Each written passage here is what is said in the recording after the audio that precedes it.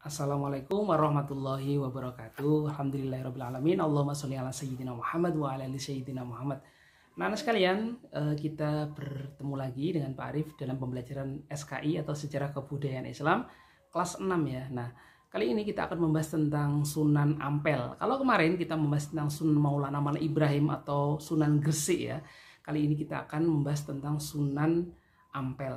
Nah, Sunan Ampel ini seringkali kamu dengar atau bahkan mungkin kamu pernah berziarah ke makamnya ya. Sunan Ampel ini nama lainnya adalah Raden Rahmat. Nah, beliau ini asalnya dari Champa.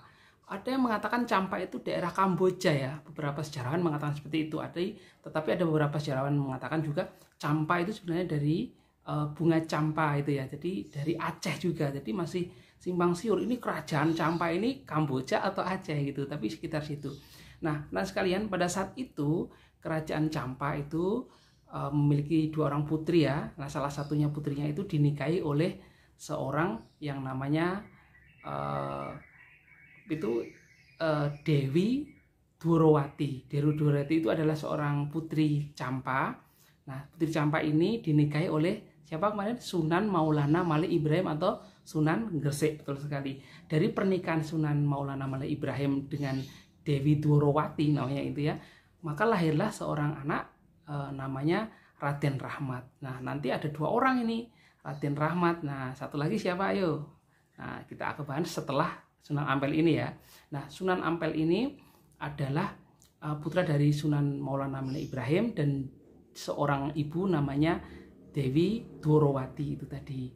Nah, pada saat ini beliau itu ketika ke Indonesia ya, ke Nusantara atau ke Jawa lah kita menyebutnya karena belum ada nama Indonesia, itu karena ada permintaan dari seorang putri istri dari kerajaan Majapahit, yaitu istri dari Raja Kertawijaya atau Brawijaya. Nah, anak-anak bisa melihatnya di halaman 17 di buku ini ya, di buku kalian ini halaman 17. Dalam halaman 17 itu dijelaskan asal muasal dari Sunan Ampel. Nah, berikutnya halaman 18. Saya bacakan ya. Jika ditinjau dari urutan nasab ayahnya, Raden Rahmat adalah keturunan dari seorang ulama besar dari Samarkand. Jadi Samarkand itu daerah dekat-dekat India ya gitu ya, Gujarat. Nah, Samarkand dikenal memiliki banyak ulama yang masyhur, yang hampir 100% penduduknya beragama Islam. Lah, daerah ini pula banyak makam seorang ahli hadis terkenal namanya Imam Bukhari. Nah, Sunan Ampel ini yaitu mempunyai dua istri ya, yaitu nanti namanya Dewi Chandrawati dan juga dari Dewi Karimah. Nah, Chandrawati itu nanti adalah anak atau putri dari bupati yang terkenal namanya Aryo Teja ya. Nah, anak sekalian, kamu bisa melihat di buku halaman 18 itu. Nah, latar belakang kenapa Sunan Ampel bisa masuk ke Jawa, kita akan bahas di sini ya anak-anak. Sunan Ampel ini karena beliau ini adalah seorang ulama yang memiliki ilmu agama yang luar biasa ketika di Champa. Nah, istri dari Raja Majapahit ini yang mengundang beliaunya. Kenapa kok seperti itu? Karena Raja Majapahit ini sepeninggal raja yang paling terkenal ya, Hayam Wuruk dan Patih Gajah Mada, kerajaan Majapahit ini mengalami kemerosotan. Apa kemerosotannya? Banyak beberapa daerah-daerah itu yang memisahkan diri dari kerajaan Majapahit. Bayangkan saja ketika Hayam Wuruk itu bisa menyatukan Nusantara yang besar ini, ya, yang menyatukan Nusantara, terus ketika ditinggal Hayam Wuruk dan Patih Gajah Mada, yang terjadi apa? Banyak kerajaan-kerajaan Majapahit itu yang melepaskan diri. Nah, yang kedua adalah apa? Kenapa kok seperti itu? Karena kedisiplinnya sudah tidak ada disiplin. Ketidakadaan moral yang baik. Hingga yang terjadi adalah mereka itu suka mabuk-mabukan, suka minuman keras, suka berjudi, suka berfoya-foya. Dan itu dialami oleh para pejabat dan diikuti ke bawahannya. Maka yang terjadi apa? Kerajaan Majapahit mengalami masa-masa kerusakan moral pada saat itu. Dan ini dirasakan oleh Raja Brawijaya atau Kertawijaya pada saat itu. Nah, Raja Kertawijaya ini mempunyai seorang istri. Nah, istrinya ini Dewi Chandrawulan. Beliau ini mengusulkan kepada suaminya, jadi kepada raja, bahwa saya mempunyai seorang keponakan begitu, karena adiknya gitu kan. Saya punya keponakan yang ahli ibadah, ahli dalam mendidik akhlak gitu. Maukah engkau mengundang keponakan saya ini untuk mendidik moral para bangsawan Majapahit? Pada saat itu tawarkan seperti itu. Dan ternyata Raja Kertawijaya itu menerimanya dan mau mengundang Raden Rahmat untuk datang ke kerajaan Majapahit. Dan datanglah beliaunya menuju ke kerajaan Majapahit. Pada waktu itu pusatnya di daerah Trowulan. Jadi Majapahit itu pada Trowulan. Nah, ketika sampailah di Trowulan, beliau ini diberi kesempatan untuk mendidik beberapa orang. Salah satunya adalah menikahkan Sunan Ampel atau Raden Rahmat ini dengan seorang anak Bupati Tuban namanya Bupati Arya Tejo. Nah, kalian bisa melihat di halaman 19 ya, 19. Jadi nanti yang paling bawah aktivitas dakwah Sunan Ampel. Ketika rombongan Ali Rahmatullah atau Sunan Ampel atau Raden Rahmat tadi tiba di Trowulan, ibu kota kerajaan Majapahit, ia pun menghadap Kertawijaya. Di sana Sunan Ampel menyanggupi permintaan raja untuk mendidik moral para bangsawan itu. Nah, kemudian beliau dihadiahi sebuah daerah ya. Jadi wes ngene, ini basa Jawane, wes tak kei daerah tempat neng kono didik, dadi ngetekne pesantren lah zaman sekarang. Neng iki jenenge daerah Surabaya jenenge Ampel Denta. Lah neng kono kuwi Raja Majapahit memberikan tempat itu, tanah itu untuk dibangun ya jenenge sekarang pondok pesantren lah gitu ya. Dan beserta 300 keluarga yang dididik, dari keluarga kerajaan cah ini. Keluarga kerajaan dididik sana. Dan juga tadi dinikahkan dengan anak Bupati Tuban yaitu Arya Teja, yang akhirnya beliau nanti melahirkan putra-putri yang luar biasa pada saat itu. Nah, anak Bupati Tuban itu namanya Nyai Ageng Manila, putra dari Tumenggung Arya Tejo, Bupati Tuban. Nah, sejak itulah gelar Raden itu tersemat atau dipakai oleh Raden Rahmat atau Sunan Ampel ini. Jadi namanya Raden gitu karena memang gelar bangsawan pada saat itu. Nah, pada hari yang ditentukan berangkatlah rombongan ini dari Trowulan menuju ke Ampel Denta, tanah yang dijanjikan untuk dibuat suatu pesantren begitu ya. Nah, dalam perjalanan itu beliau ini membuat suatu kipas, anak-anak, kipas dari akar pohon begitu ya. Jadi seperti souvenir lah kalau sekarang ini. Nah, orang-orang pada seneng ngerti, nek opo kipas api ini. Aku gelem aku ya nek njaluk dikei, tapi syaratnya siji. Nek kowe gelem kipas iki syaratnya siji. Kowe kudu gelem nerokne syahadate. Jadi carane mbayarnya nganggo syahadat ngono lho. Ora ngerti wong, banyakan itu orang agama Hindu pada saat itu. Nah, ketika mendapatkan kipas, caranya gimana? Bayarnya pakai uang atau pakai apa? Enggak, pakai syahadat. Gimana itu? Dituntun itu. Ini bayarnya kamu ucapkan gini, asyhadu alla ilaha illallah. Mereka nirukan asyhadu alla ilaha illallah walaupun urung fasih ya gitu.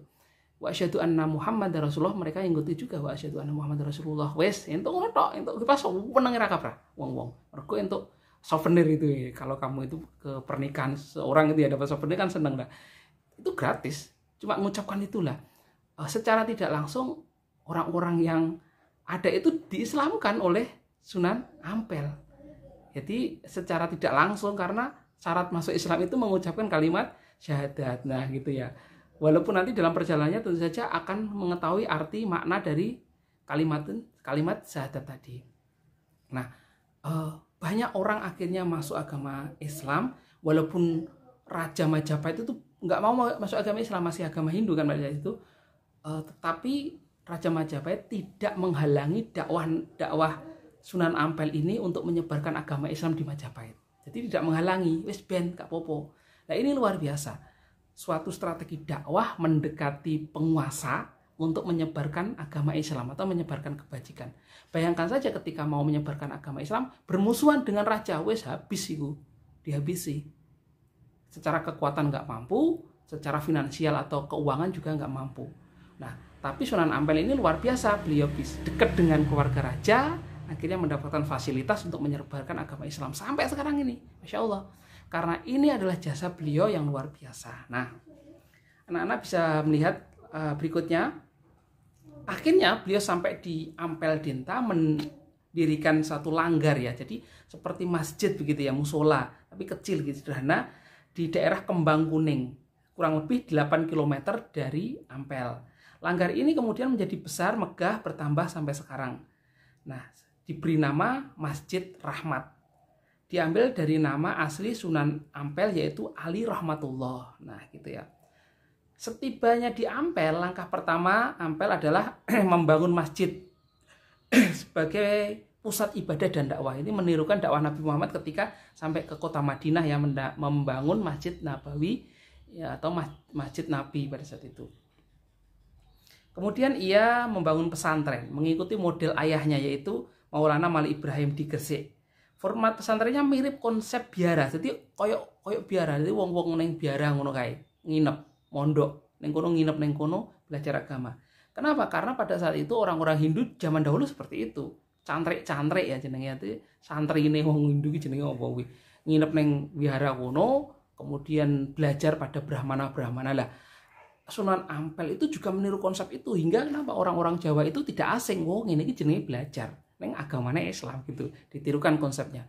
Dan sampai sekarang ini luar biasa banyak diterima oleh penduduk Jawa pada saat ini. Nah, berikutnya ada beberapa hal yang sangat mendasar di meh-meh podo no jenenge ya. Jadi gak podo. Contoh sholat. Sunan Ampel itu mengajarkan sholat ya, sholat tapi jenenge gak sholat, jenenge sembahyang. Jadi wong Jawa kuwi ngerti ta ya tentang sembahyang. Jadi sembahyangnya sholat, tapi bahasa sembahyang itu menyembah yang, karena zaman dahulu kan orang Hindu kan yang itu ya, yang widi wase gitu, apalah gitu namanya ya. Jadi menganggap ketuhanan itu namanya hyang gitu ya. Nah, oleh karena itu untuk memadak-madak nih secara istilah loh ya, bukan ibadahnya tentu saja beda. Memadak-madak istilah ben uga asing dengan istilah itu, maka lahirlah nama sembahyang begitu ya, sembahyang. Nah, kemudian orang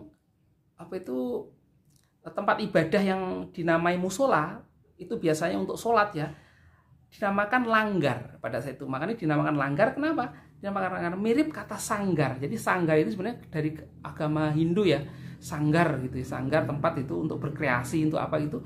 Nah, itu dinamakan langgar gitu ya. Kemudian beberapa kata lagi, penuntut ilmu itu dinamakan santri, berasal dari kata santri yang dalam agama Hindu itu, di kitab agama itu ada namanya shantri apa itu ya. Nah, itu dinamakan santri, jadi santri. Akhirnya dinamakan pesantren, sing manggon neng pesantren jenenge santri begitu ya. Nah, istilah-istilah itu yang diberikan oleh Sunan Ampel untuk bisa berdakwah dekat dengan orang-orang Jawa pada saat itu yang kebanyakan agamanya masih agama Hindu. Nah, anak-anak sekalian, sementara itu pembelajaran kali ini, dalam pertemuan berikutnya Pak Arif akan jelaskan bagaimana metode dakwah Sunan Ampel sampai beliau wafatnya. Nanti saya akan jelaskan. Itu saja dari Pak Arif, semoga bisa difahami walaupun sedikit ini. Terima kasih. Assalamualaikum warahmatullahi wabarakatuh.